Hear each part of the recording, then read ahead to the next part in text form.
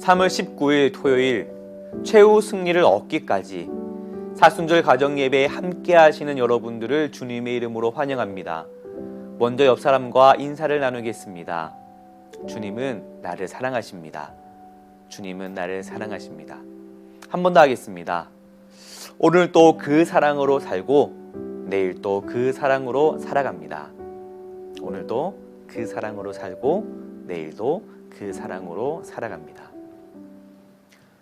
찬송가 149장 1절과 4절을 함께 찬양하시겠습니다.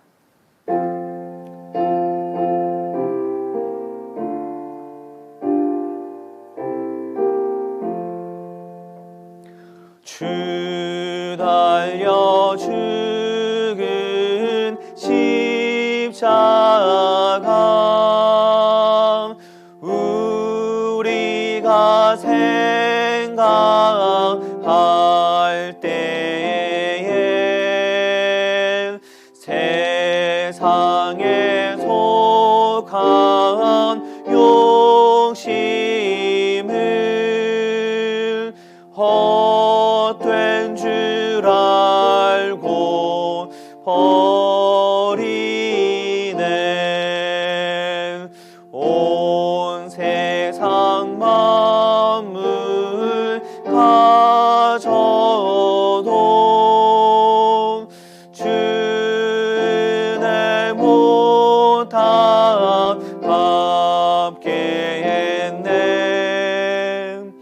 놀라운 사랑 받은 나 몸으로 재물 삼게 했네. 아멘.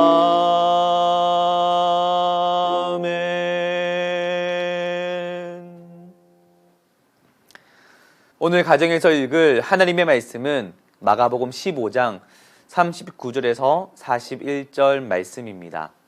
본문 중에서 주제 말씀인 34절 말씀을 함께 읽어보겠습니다.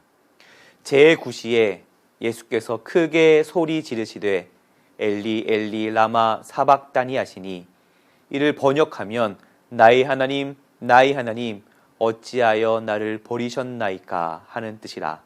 아멘. 몸에 상처가 있으신 분이 계신가요? 몸에 조그만 상처는 누구나 다 있을 것입니다. 저는 그 왼쪽 손바닥에 짙은 상처가 있습니다. 지금 생각을 해도 온몸이 저려오는 경험이 있습니다. 초등학교 1학년 때였던 것 같습니다. 집 바로 옆에 작은 시내가 흘렀습니다. 겨울이 되어 그 시냇물이 꽁꽁 얼어붙었습니다. 꽁꽁 얼은 얼음 위에서 미끄러지듯 장난을 치고 있었는데 그만 미끄러져 넘어지고 말았습니다. 미끄러지면서 손을 짚었는데 바로 그 넘어진 그곳에 깨진 병유리 조각이 얼음 위로 이렇게 나와 있었습니다. 그곳에 손바닥의 정가운데가 찔러버렸습니다. 한동안 그 상처로 아픔의 시간을 보냈습니다. 아직도 왼쪽 손바닥에 짙은 상처의 자국이 있습니다. 상처가 아물고 보니 아픈 것도 사라지고 불편함도 없었습니다. 30년이 훨씬 지난 지금 상처를 보면 그 당시 아픔이 생각이 나지만 지금은 전혀 불편하거나 아픈 것이 없습니다. 몸에 있는 상처는 시간이 지나면 아물고 회복이 됩니다. 그런데 이 마음의 상처, 버림받은 상처는 쉽게 아물지 않더라고요. 마음의 상처, 버림받은 상처의 아픔은 평생을 가기도 합니다. 오늘 읽은 말씀에서 예수님은 아버지이신 하나님께 이런 말을 합니다. 심한 고통으로 인해 큰 소리로 부르짖었습니다. 나의 하나님, 나의 하나님, 어찌하여 나를 버리셨나이까? 엘리, 엘리, 라마 사박다니. 어찌하여 나를 버리셨나이까? 아무리 부르짖어도 아버지는 대답이 없으십니다. 예수님께서 세례를 받으실 때에 하나님은 너는 내 사랑하는 아들이라 내가 너를 기뻐하노라 말씀하셨습니다. 그리고 변화산에서도 하나님은 이는 내 사랑하는 아들이니 너희는 그의 말을 들으라고 말씀하셨습니다. 그런데 지금 아버지는 아무 말씀이 없으십니다. 그래서 예수님은 이렇게 부르짖고 있습니다. 나의 하나님, 나의 하나님, 어찌하여 나를 버리셨나이까? 예수님은 같은 민족인 유대인들에게도 버림받았습니다. 종교 지도자들에게도 버림받았습니다. 3년 동안 동고동락하며 함께 지냈던 제자들에게도 버림받았습니다. 나와 함께 했고 나를 따르던 사람들에게 버림받은 상처는 평생 마음에 두고 가는 상처입니다. 그런데 우리 주님은 이 모든 것을 알고 계심에도 불구하고 스스로 이 길을 선택하셨습니다. 주님은 왜 버림받는 이 길을 선택하셔서 직접 가시는 것일까요? 이사야 53장 3절 말씀에 이렇게 기록합니다. 그가 찔림은 우리의 허물 때문이요 그가 상함은 우리의 죄악 때문이라. 그가 징계를 받음으로 우리는 평화를 누리고 그가 채찍에 맞음으로 우리는 나음을 받았도다. 우리가 나음을 받기 위해 주님은 버림받는 이 길을 직접 가시는 것입니다. 우리의 허물 때문에 찔리시고 우리의 죄악 때문에 상함을 입으시고 우리가 평화를 누리기 위해 징계를 받으시고 우리가 나음을 받기 위해 채찍에 맞으시는 것입니다.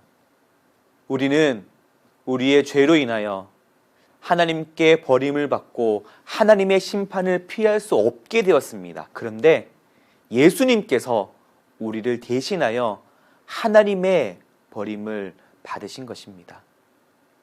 십자가는 하나님께 버림받는 장소였습니다.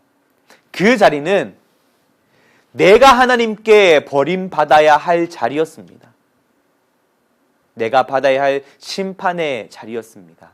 그러나 내가 받아야 할 그 자리에 예수님께서 나를 대신하여 버림을 받으셨습니다. 예수 그리스도로 인하여 우리는 하나님의 은혜를 경험하고 있습니다. 38절에는 예수님께서 운명하신 후에 성소휘장이 위에서부터 아래로 찢어져 둘이 되었다고 기록합니다. 성소의 휘장이 찢어졌다는 것은 이제 더 이상 짐승의 피로 속죄를 받을 필요가 없음을 의미하는 것이고 우리의 믿음으로 하나님의 임재에 들어가 하나님과 친밀한 교제를 누릴 수 있다는 의미입니다. 죄로 인해 하나님께 나아갈 수 없는 담이 있었으나 예수 그리스도로 인하여 하나님과 우리 사이에 가로막고 있던 죄의 담은 무너졌습니다. 죄에 묶여 있었으나 예수 그리스도로 인하여 하나님께 묶인 하나님의 자녀가 되었다라는 것입니다. 베드로전서 2장 9절과 10절에는 이렇게 기록합니다. 그러나 너희는 택하신 족속이요 왕같은 제사장들이요 거룩한 나라요 그의 소유가 된 백성이니 이는 너희를 어두운 데서 불러내어 그의 기이한 빛에 들어가게 하신 이의 아름다운 덕을 선포하게 하려 하심이라. 내가 전에는 백성이 아니더니 이제는 하나님의 백성이요 전에는 긍휼을 얻지 못하였더니 이제는 긍휼을 얻은 자니라. 아멘. 이 모든 것은 예수님께서 십자가에 버림받으셨기 때문에 우리가 누릴 수 있는 은혜입니다. 예수님께서 십자가에서 고난을 당하셨기 때문에 우리는 하나님과의 친밀한 교제를 하게 되었습니다. 예수님께서 십자가에 죽으셨기 때문에 우리는 하나님의 보좌 안으로 들어가게 되었습니다. 예수님의 십자가로 인하여 택하신 족속이 되었고 왕 같은 제사장이 되었으며 거룩한 나라, 하나님의 소유된 백성이 되었습니다. 예수님의 십자가는 나를 살리신 십자가이며 예수님의 십자가에서 버림받으신 것은 우리가 하나님께 버림받지 않고 하나님께 나아갈 수 있는 길이 되었습니다. 사순절을 보내며 예수님의 십자가를 묵상합니다. 나를 살리시고 하나님의 은혜 가운데 살게 하시는 예수 그리스도와 십자가를 기억하는 삶이 되기를 소망합니다. 이 시간 함께 기도하겠습니다. 첫째, 버림받음으로 나를 살리신 예수님을 기억하고 예수님을 따라 십자가의 삶을 살아가도록. 두 번째, 내일 드려지는 예배를 통해 하나님의 임재를 경험하도록 우리 다 함께 기도하겠습니다.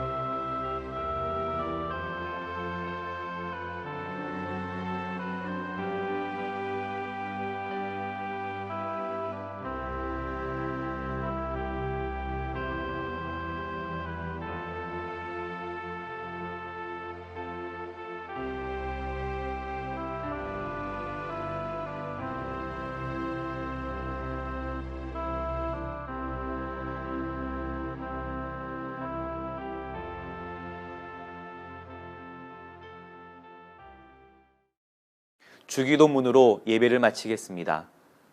하늘에 계신 우리 아버지, 아버지의 이름을 거룩하게 하시며 아버지의 나라가 오게 하시며 아버지의 뜻이 하늘에서와 같이 땅에서도 이루어지게 하소서.